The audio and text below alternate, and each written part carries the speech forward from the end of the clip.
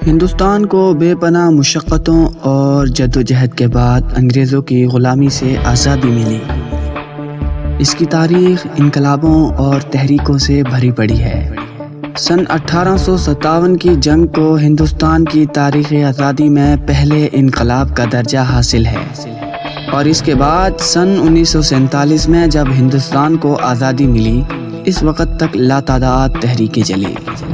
علی T V کی series وہ کون تھا کے تیسرے ایپیسوڈ میں آپ کا میزبان بلاول مہر آپ کو سلام پیش کرتا ہے، اور آج کی ہماری اس ویڈیو کا موضوع ایک ایسی گمنام شخصیت ہے جو شاید نہ ہوتی تو آج ہندوستان اور پاکستان بھی نہ ہوتے۔ تو ناظرین محترم، آئیے ویڈیو کی جانب بڑھتے ہیں۔ تو ناظرین و سامعین، سن 1947 میں جب ہندوستان کو آزادی ملی، اس وقت تک لاتعداد تحریکیں چلی، کچھ ناکام ہوئی اور کچھ آزادی کے سفر میں دیگر تحریکوں کا پیش خیمہ بنی۔ مہاتما گاندھی کو ہندوستان کی آزادی کا حقیقی رہنما تصور کیا جاتا ہے، اور ان کا نام زبان پر آتے ہی انگریزوں بھارت چھوڑو تحریک، عدم تعاون، نمک ستیہ گرہ، رالٹ ایکٹ کے خلاف تحریک اور اسی طرح کی کئی دیگر تحریکوں کی یاد تازہ ہو جاتی ہے۔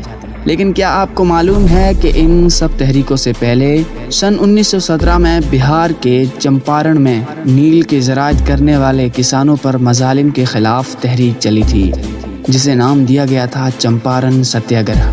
اس تحریک کی کامیابی نے ہی گاندھی جی کو یکے بعد دیگرے انگریزوں کے خلاف متعدد تحریک چلانے کی ترغیب دی، اور اسی تحریک کے بعد گاندھی جی کو مہاتما کا لقب حاصل ہوا۔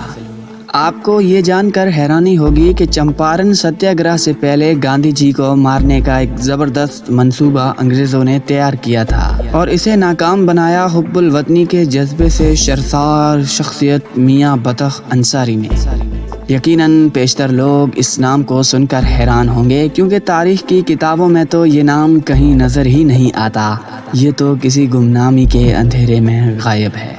جی ہاں، آج کا ہمارا موضوع سخن بطخ میاں انصاری ہیں۔ بطخ میاں انصاری اگر نہ ہوتے تو نہ ہی گاندھی مہاتما بن پاتے، نہ ہی چمپارن ستیہ گرہ ہوتا، اور نہ ہی آگے وہ کامیابیاں ملتی جو گاندھی جی کی قیادت میں مختلف تحریکوں سے حاصل ہوئی۔ افسوس کا مقام ہے کہ اس بطخ میاں کو آج شاید ہی کوئی شخص جانتا ہے۔ وہ تو بھلا ہو ہندوستان کے پہلے صدر ڈاکٹر راجندر پرساد کا، جنہوں نے آزادی کے بعد ایک موقع پر اس واقعے کا تذکرہ کیا اور بتایا کہ ایک انگریز افسر کے یہاں کام کرنے والے معمولی باورچی بطخ میاں نے کس طرح گاندھی جی کو ایک نئی زندگی دی اور غلام ہندوستان پر احسان عظیم کیا۔ بطخ میاں انصاری 25 جون سن 1869 کو موتیہاری میں پیدا ہوئے تھے، اور آزاد ہندوستان کی ہوا میں سانس لیتے ہوئے سن 1957 میں مالک حقیقی سے جا ملے۔ بہرحال گاندھی جی کی زندگی بطخ میاں نے کس طرح بچائی، یہ اب ایک دلچسپ داستان معلوم پڑتی ہے۔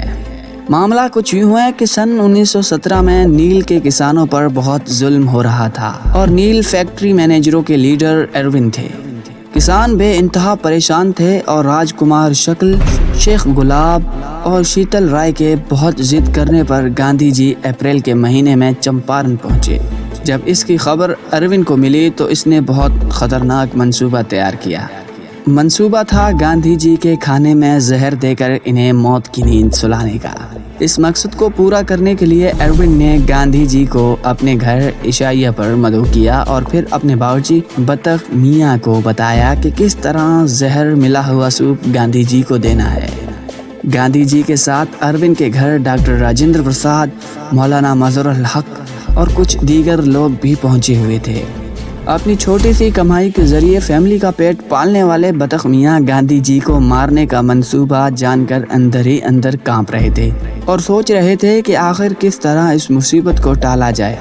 پھر وہ ٹرے میں دودھ سے تیار مشروب لے کر گاندھی جی کے پاس تو گئے، لیکن انہیں پینے نہیں دیا۔ جب بطخ میاں کی آنکھوں سے گاندھی جی کی آنکھیں ملی تو بطخ میاں کی آنکھیں اشکبار ہو گئی، تو انہوں نے ڈاکٹر راجندر پرساد اور دیگر مہمانوں کے سامنے ہی پوری حقیقت کھول کر رکھ دی۔ پھر گاندھی جی اور ان کے ساتھی تو وہاں سے چلے گئے، لیکن بطخ میاں کو ایروین کے غصے کا سامنا کرنا پڑا۔ انہیں بے رحمی سے پیٹا گیا اور جیل کی سلاخوں کے پیچھے ڈال دیا گیا، انگریزی ظلم کی انتہا ان پر کچھ اس طرح بڑھی کہ جس چھوٹے سے گھر میں ان کی فیملی رہتی تھی اسے بھی منہدم کر دیا گیا۔ ایک طرف گاندھی جی کی زندگی بچانے کے لیے بطخ میاں کو سزا ملی اور دوسری طرف گاندھی جی نے ہندوستان میں اپنی پہلی تحریک چمپارن ستیہ گرہ چلائی۔ اس تحریک کا نتیجہ یہ ہوا کہ نیل کے کسانوں کو انگریزوں کے مظالم سے نجات مل گئی اور پھر گاندھی جی کو ہندوستان کی آزادی کے لیے ایک راستہ بھی مل گیا۔